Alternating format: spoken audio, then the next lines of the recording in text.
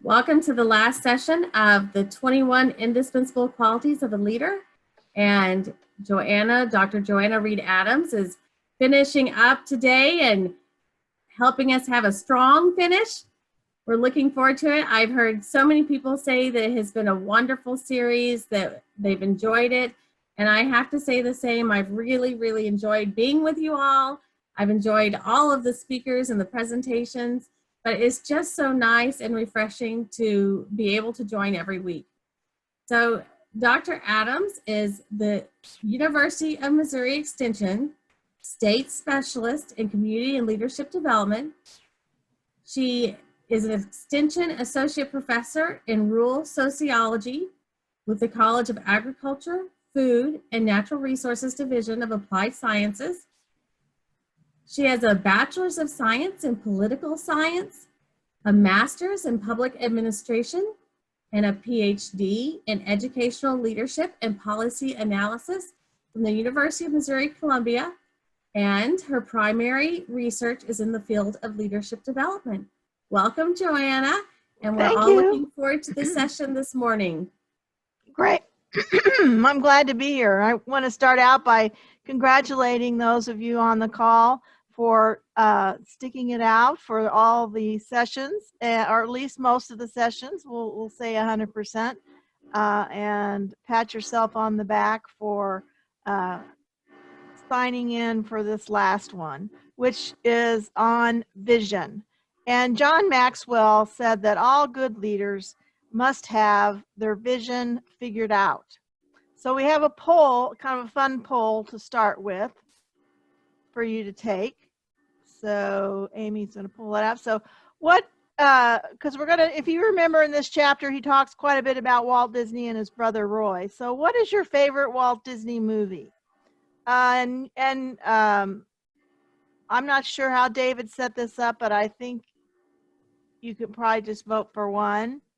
So what's your favorite Walt Disney movie? There are many more, but I just picked out a few. Try to span time.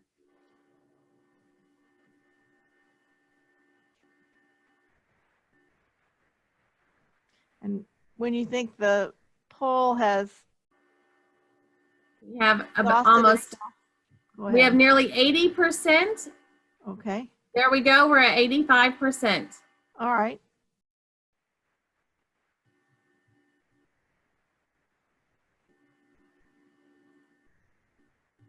Okay, great. Okay, Mary Poppins got 26%. That's my all-time fave. The Little Mermaid, 22, but the top one, The Lion King, 33%, 1994. So I know some of these you probably have, as adults, you have your own favorites, but your children had their own favorites and you watched them probably over and over again, like The Little Mermaid and some of those. So this is just a microcosm of all the Disney movies that have been made over the years, that obviously Walt and Roy started, but many have carried the torch, carried his vision into today. So we'll go to the next slide, close that, and go to the next slide. Great, it worked. Cool. Walt's vision could be summarized as no chipped paint, all the horses jump. And you might remember that story in the book. I chose one of his quotes that I thought was appropriate for today's topic. All our dreams can come true if we have the courage to pursue them. And that sort of is a thread throughout, obviously, throughout Walt's life and the movies that he made. There were lots of dreams that could come true in his movies, and of course Walt Disney World and Disneyland. And we'll talk more about the story, about the chipped paint story here momentarily. Oops.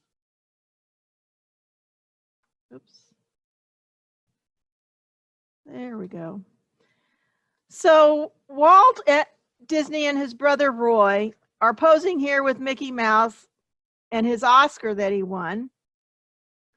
And they together created the first sound cartoon, the first all-color cartoon, the first animated feature length movie, and Disneyland and Walt Disney and many other things. But the spark for that vision came from an unexpected place. Back when Walt's, and here's where the chipped paint story comes in, that's in the book.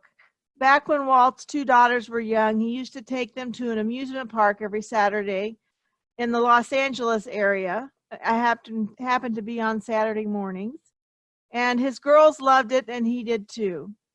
And an amusement park is a kid's paradise with a wonderful atmosphere.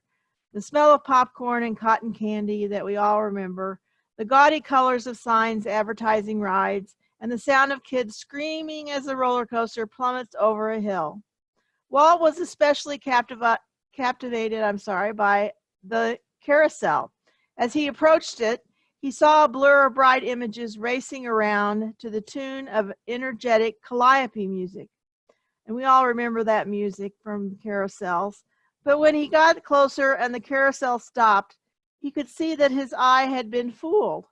He observed shabby horses with cracked and chipped paint, and he noticed that only the horses on the outside row moved up and down. The others stood lifeless, bolted to the floor. Well, the cartoonist's disappointment inspired him with a grand vision. In his mind's eye, he could see an amusement park where the illusion didn't evaporate, where children and adults could enjoy a carnival atmosphere without the seedy side that accompanies some circuses or traveling carnivals. So in Be an Orange, Walt's vision could be summarized as no chipped paint and all the horses jump from the carousel. And Disneyland actually was built on 160 acres of land in Orange County, California, that were partially made up of orange farms. So that's kind of where the Be an Orange thing came about, and it was a bigger thing at Walt Disney World. So now let's go to poll number 2, please. Super. So we're going to talk more in depth about vision. Which definition of vision best describes your description of vision? So take a moment and read through there and pick the definition of vision that best describes your description of vision.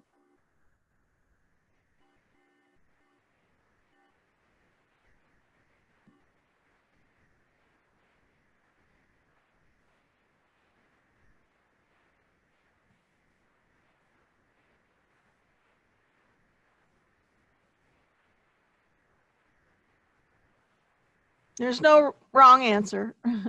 Yep, the votes are really coming in right now. It took just a moment to read through the Oh, sure, responses. absolutely. Take your time. Look at the time.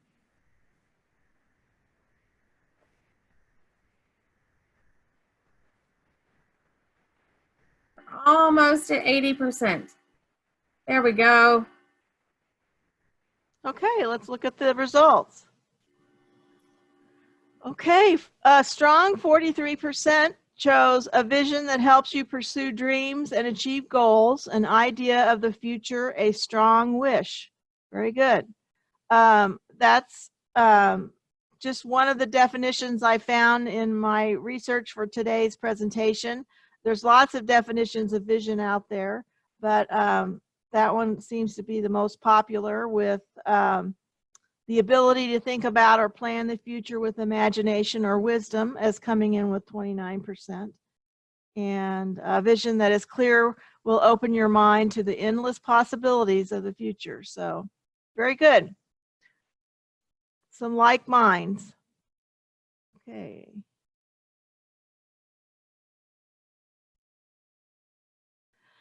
I wanted to just take a little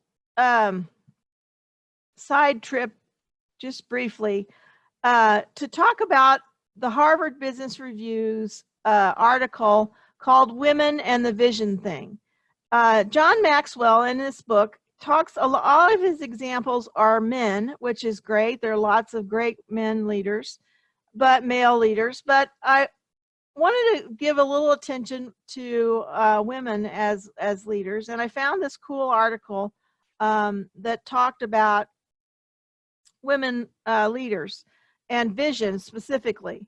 So obviously, each woman leader is unique and brings her own set of skills and strengths and weaknesses to the job. As a group, women leaders often exhibit very high scores in leadership areas, including, but certainly not limited to, vision and inspiration.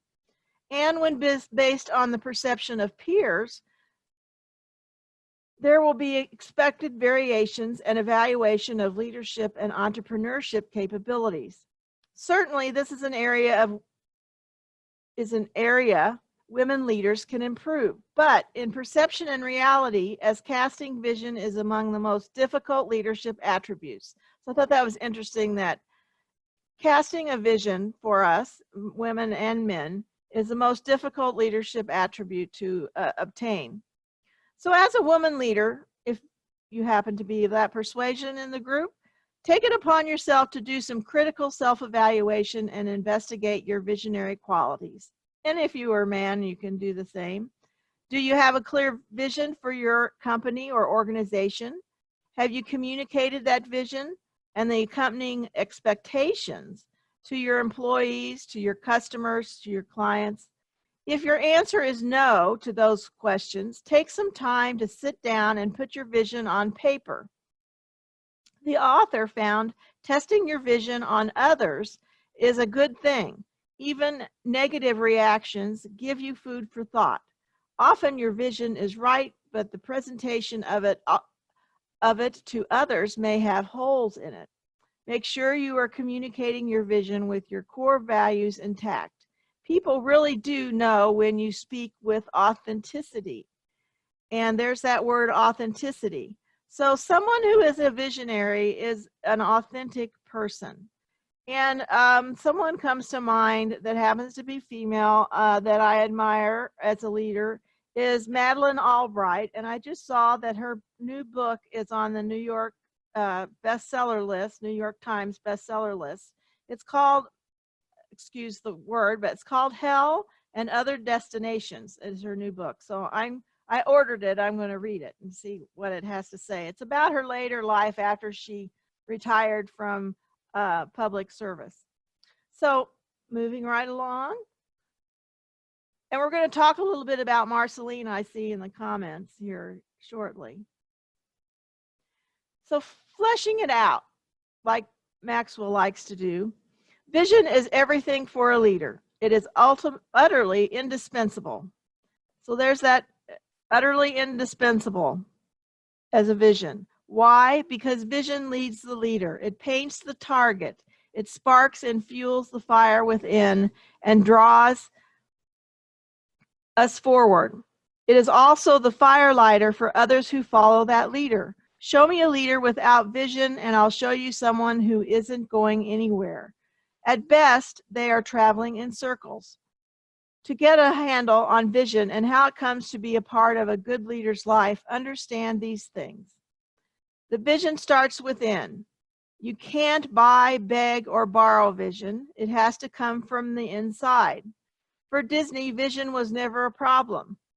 Because of his creativity and desire for excellence, he always saw what could be. If you lack vision, look inside yourself. Draw on your natural gifts and desires. Look to what your calling is, if you have one. And if you still don't sense a vision of your own, then consider hooking up with someone else's vision, a leader with a vision that resonates with you. Become their partner. That's what Walt Disney's brother, Roy, did. He was a good businessman and a leader, and he could make things happen. That's where they came together. Walt provided the vision, and Roy helped make it happen, and they were an incredible team.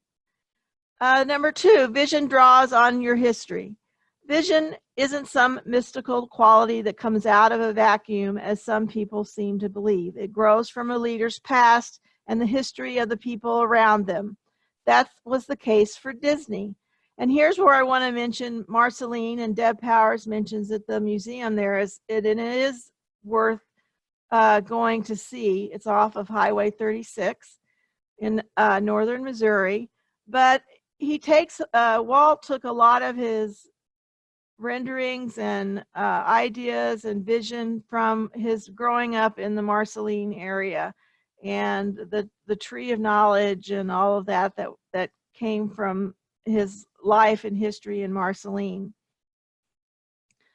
So that leads us to number 3. True vision is far-reaching. Vision meets others' needs. It goes beyond what one individual can accomplish, and it has real value. It does more than just include others. It adds value to them. If you have a vision that doesn't serve others, it's probably too small. I might do it on time here. One of the most valuable benefits of vision, this is number 4, is that it acts like a magnet. I think that's a cool idea, that it attracts challenges and unites people. It also rallies finances and other resources. The greater your vision, the more winners it has the potential to attract. The more challenging the vision, the harder the participants fight to achieve it. And an interesting little note here, Edwin Land, the founder of Polaroid, advised the first thing you do is teach the person to feel that the vision is very important and nearly impossible, that draws out the drive in winners. We don't always think about that. So reflecting here in the last 10 minutes or so, where does vision come from? To find a vision that is indispensable to leadership, you have to become a good listener. Sound familiar? You must listen to several voices. The 4 voices that Maxwell feels you should listen to is your inner voice, that vision starts within yourself, and you have to ask questions of yourself like, do you know your life's mission? What stirs your heart? How do you dream? What do you dream about? If what you're pursuing in life doesn't come from a desire within, from the very depths of who you are and what you believe, you will not be able to accomplish it. And then there's the unhappy voice. Where does that inspiration for great ideas come from? From noticing what doesn't work. Discontent with the status quo is a great catalyst for vision. I like that. Are you on complacent cruise control, or do you find yourself itching to change your world? No great leader in history has fought to prevent change. The successful voice. Nobody can accomplish great things alone. To fulfill a big vision, you need a great and good team.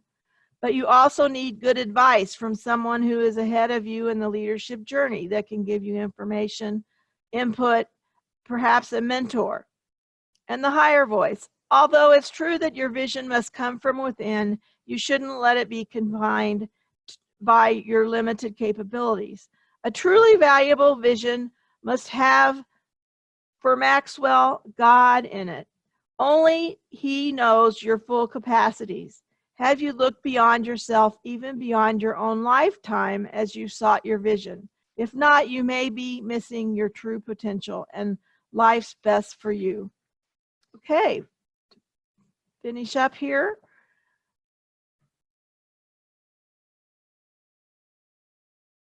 Bringing it home.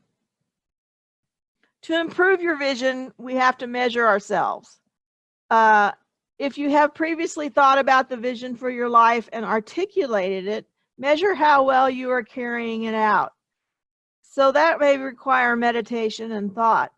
Talk to several key people, such as your spouse, a close friend, a coworker, asking them to state what you think your vision is. If they can articulate it, then you are probably living it. So I encourage you to try that. Write it down is another thing to do. If you thought about your vision but never put it in writing, take the time to do it today.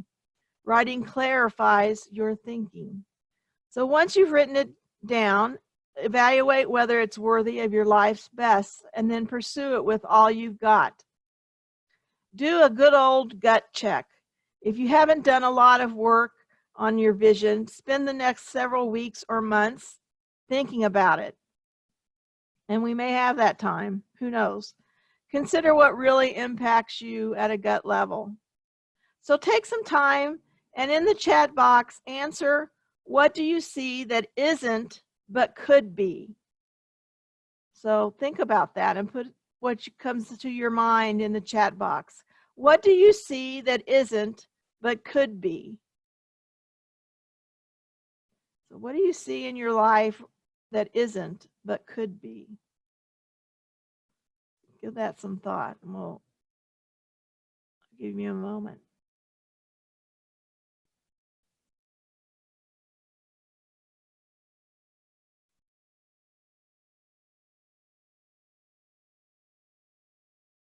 It's a hard question, no doubt.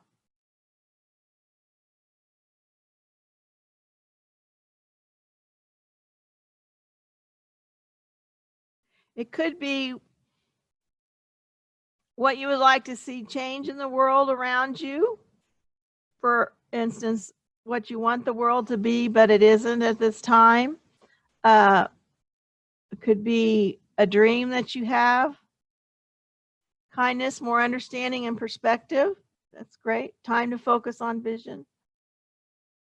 Time. Less polarity in people around me. Great.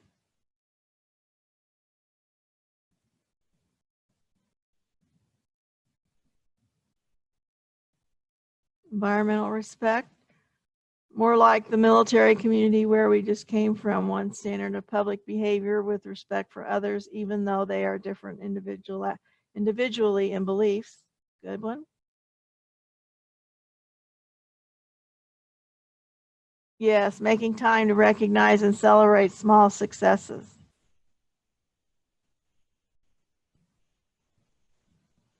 Once your ideas that you started with here become clear, take time and write them down somewhere else in a journal perhaps, or on the computer, and talk to a mentor about them and how you might reach those visions. Respect for differences, more respect for everyone.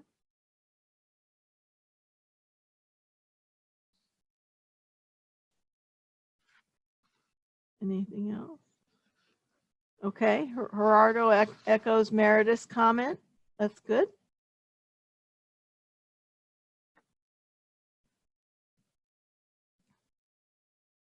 Okay, great. So vision is hard to really wrap your head around because it's a term that's used very, sometimes very loosely. People talk about vision all the time, but we very seldom take the time to stop and develop a vision. And that could be your individual vision, your organization's vision, your community's vision. But if you can develop it and put it down on paper, you know, you can make it happen. And I encourage you to watch the 2 videos in the newsletter that David sent out. I think it was yesterday or the day before, from YouTube. One is about how to do a vision board. If you're a visual person, it's a way of putting what your vision is, you know, in a visual form on a blackboard or a bulletin board. So take a look at that. Those 2 videos. Okay. So when you look deep into your heart and soul for a vision, what do you see? And you don't have to answer that in the chat unless you just want to, but this is something I think is worthy of us asking ourselves and taking a few moments at some point to answer. When you look deep into your heart and soul for a vision, what do you see? What does the world look like? What does your world look like? What does your organization look like? And I think we have to know what our individual vision is first before we can really get into what our organization's vision is and our community's vision. We have to have a sense of what our own is. So, let's see here. And then I want to end today and we can do some questions. I've still got time, I think, to do this quote. This is an inspirational quote about vision that many of you have seen before, but it's one of my favorite quotes by Joel A. Barker, who is a futurist. Many of you have heard of him before, probably. If not, Google him. He's written some cool stuff. It's vision without action is merely a dream. Action without vision just passes the time. Vision with action can change the world. And so that's how I would like to end today's presentation with that quote. And thank you for your attention and participation in today's presentation on vision and your participation in the webinar series throughout the couple of months that we've been together. And if there's any questions or comments you can put in the chat, I'd be glad to answer them, or our co-hosts can field those if they'd like, or if they have any last minute words for the group before we break. Joanna, I see lots Yes. of accolades coming in. Thank you so much for the session this morning. Well, you're welcome. And Mickey Mouse are some of my favorite characters, so it was really fun. Great. Yeah, me too.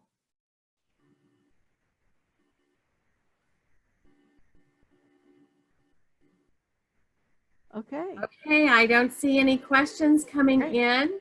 Just a lot of accolades and thank you, and that people have really loved the series. Yes. So thank you all for joining us. As Joanna said, we have all really enjoyed being together. I'm sad to see it end, and I am going to, as well as encourage you to, let's ask David to continue with another book. I have a couple in mind, and I'm certain that this group would be happy to come back together again. So David will make the recording and the information available as always following today's session. And I hope that you have enjoyed it, and we have sure enjoyed you joining us. Yeah. Thanks, Amy. Thanks, Joanna. Everybody Thank have you. a wonderful weekend. It was great.